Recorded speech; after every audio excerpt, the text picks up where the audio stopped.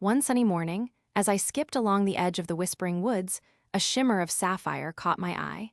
It was a butterfly, unlike any I had ever seen, its wings glowing with an impossible blue light that pulsed like a tiny heartbeat. Intrigued, I tiptoed after it, my heart thumping with a mixture of excitement and wonder, the butterfly flitting just ahead, leading me deeper into the dappled sunlight of the ancient trees. It danced between the moss-covered trunks, each flutter of its luminous wings like a silent invitation to a secret I was about to uncover. And soon, I found myself standing before an enormous oak, its bark gnarled like an old man's face. And there, nestled among the roots, I saw it, a tiny, perfectly crafted door, no bigger than my hand, with a knocker shaped like an acorn.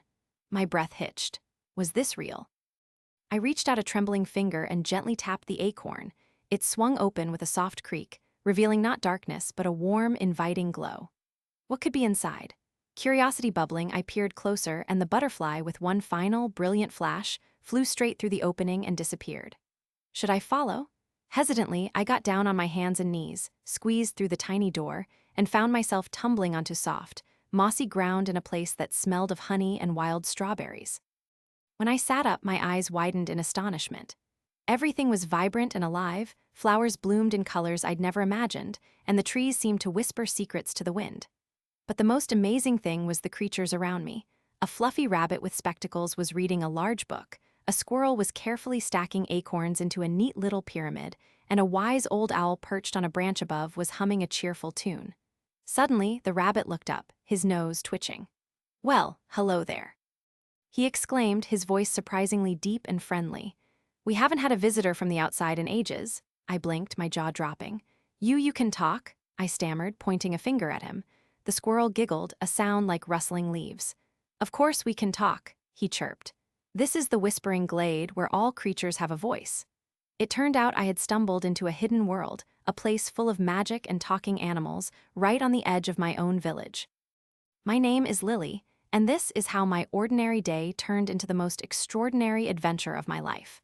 But as I explored this wondrous new world, a shadow of worry began to creep into my thoughts. The blue butterfly, my guide, was nowhere to be found, and I wondered if it had a special purpose for bringing me here, a purpose that was now mysteriously incomplete. My first few days in the Whispering Glade were filled with pure joy. The rabbit, whose name was Bartholomew, showed me the library carved into a giant mushroom, filled with books bound in leaves and tales of ancient woodland heroes. The squirrel, Squeaky, demonstrated his incredible acrobatic skills, leaping from branch to branch with effortless grace, and the owl, Professor Hoot, shared his vast knowledge of the stars and the forest's secrets. I learned that the tiny doors only appeared to those who were truly kind and curious, and that the blue butterfly was a guardian, a guide meant to lead someone special to their world. But as much as I loved it here, a nagging feeling persisted. The blue butterfly, my magical guide, had vanished as soon as I arrived. Bartholomew explained that the guardian butterfly was very important, responsible for keeping the balance between our worlds and ensuring the magic of the Whispering Glade stayed strong. Without it, things could start to go wrong. One afternoon, the vibrant flowers began to droop, their cheerful colors fading to dull shades, and the gentle stream that gurgled through the glade slowed to a mere trickle. A sense of unease spread amongst the inhabitants. Professor Hoot hooted sadly, "The magic is weakening, little Lily. We need our guardian butterfly back." My heart sank. I felt responsible, for I had followed the butterfly here, and now it was gone. Was my arrival somehow connected to its disappearance? The thought filled me with dread. I had to find it.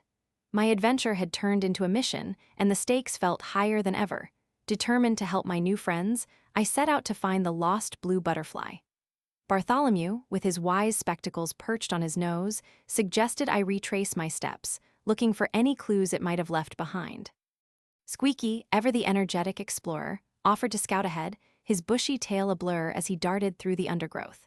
We searched high and low, under bushes and behind ancient trees, but there was no sign of the glowing blue wings. The droopy flowers and slow stream were a constant reminder of our dwindling hope. Just as despair began to settle in, I remembered the acorn knocker on the first tiny door I had found. Perhaps the butterfly had left something there. With renewed determination, Bartholomew and I hurried back to the oak tree. There, beneath the tiny door, was a single, iridescent blue feather, shimmering with the same light as the butterfly's wings. "This is a clue," Bartholomew exclaimed, picking it up carefully. "It leads somewhere important. But where?" The feather seemed to pulse with a faint warmth, and I felt a gentle tugging sensation, as if it were pulling me in a specific direction. Following its subtle guidance, we ventured deeper into a part of the Whispering Woods I had never explored before, a place where the trees grew so close together their branches formed a leafy canopy, casting long, mysterious shadows.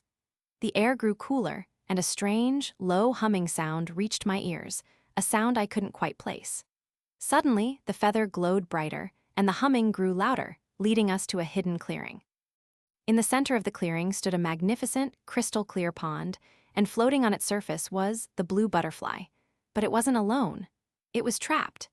Its beautiful wings were tangled in a shimmering, sticky web spun by a very large, very sparkly spider. The spider, who introduced herself as Arabella, wasn't mean, but she loved collecting beautiful things, and the butterfly had gotten too close to her prize collection.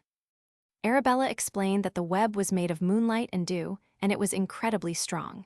She didn't want to hurt the butterfly, but she also wanted to keep it. Bartholomew knew we couldn't just leave the butterfly trapped. He remembered a story about how moonlight could be weakened by the first rays of dawn, and how dew could be dispersed by a gentle breeze. We had to act fast. I remembered Squeaky's amazing climbing skills, and though he wasn't with us, I knew he would want to help.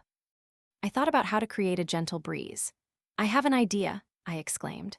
"Professor Hoot once told me that by flapping large leaves in a specific pattern, one can create a gentle gust.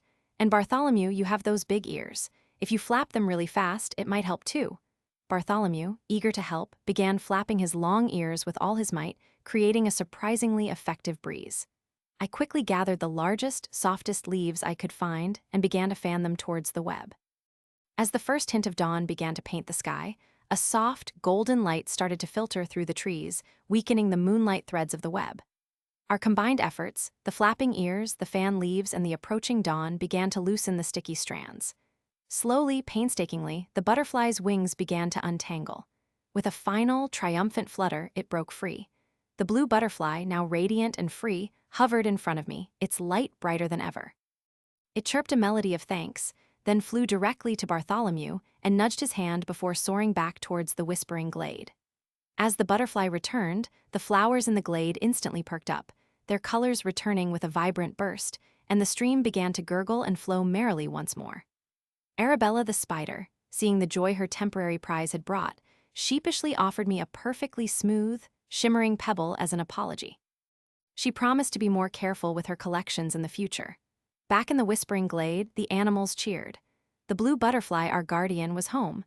Everything was as it should be, and it was all thanks to teamwork and a little bit of courage. I felt a warmth spread through me, knowing I had helped save this magical place. As Bartholomew, Professor Hoot, and Squeaky gathered around me, my adventure seemed to be coming to a happy close.